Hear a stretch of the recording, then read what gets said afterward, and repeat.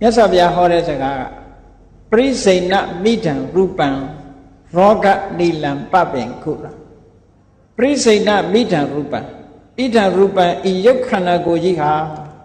ပရိစိဏံတဖြည်းဖြည်းနဲ့အိုးလာတယ်။သမင်တွေကလည်းတစ်ချောင်းပြီးတစ်ချောင်းဖြူလာတယ်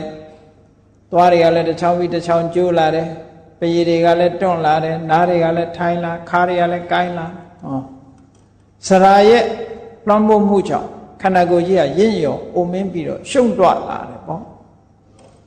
ရှုံ့တွရုံအေးမဟုတ်သေးဘူးရောဂနိလံယောဂတွေရဲ့အတိုက်အမြုံကြီးတဲ့ဟိုနားလေးကနားလိုက်ဒီနားလာလိုက်ဟိုယောဂဝင်လာလိုက်ဒီယောဂဝင်လာလိုက်ခန္ဓာကိုယ်ကြီးမှာရောဂနိလံပပင်ကုရံတဲ့အရင်တော့ဖြောင်းဖြောင်းမမခန္ဓာကိုယ်စတိုင်ကြကြနေတာအခုခါးတွေကကုန်းနော်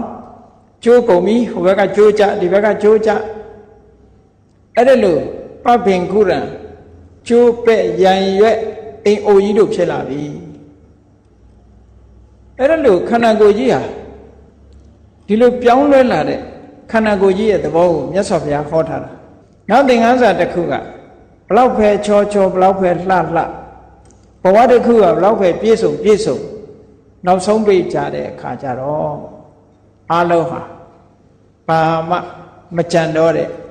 ဒုက္ခနဲ့ပဲအဆုံးသတ်ရတယ်။အိုခြင်းနဲ့ပဲအဆုံးသတ်ရမယ်။နာခြင်းနဲ့ပဲအဆုံးသတ်ရမယ်။သိခြင်းနဲ့ပဲအဆုံးသတ်ရမယ်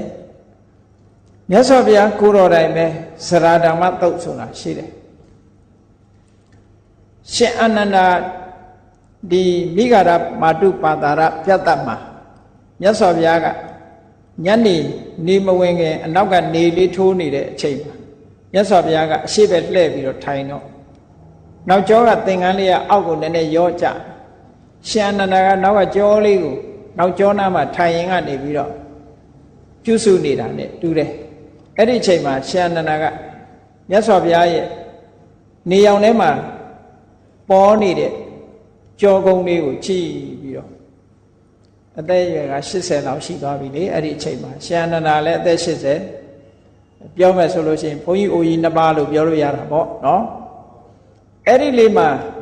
ကြောလေးပေါ်ပြီးတော့ထိုင်းနေတဲ့အချိန်လေးမှာရှင်အနန္ဒာကနောက်ကနေပြီးဘာလျှောက်တော့ဆိုရှင်ဘုရားတဲ့အင်မတန်မှပြည့်စုံတဲ့မြတ်စွာဘုရားရဲ့တပ်ပယ်တဲ့ဟောဒီခန္ဓာကိုယ်ကြီးမှာတော့ဒီမှာအရေးကလေးတွေတွန့်လာပြီခါးလေးကလည်းနည်းနည်းကိုင်းလာတယ်ပေါ့သက်80ဆိုဟုတ်တာပေါ့ခါးလေးကလည်းကိုင်းလာတယ်ဗျာတဲ့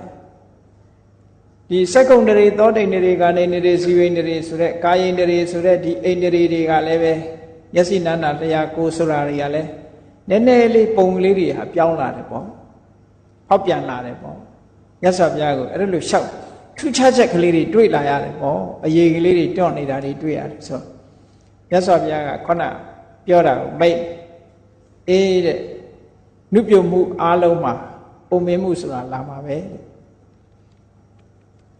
ကျမ်းမာမှုဆိုတဲ့အဲမှာလည်းပဲ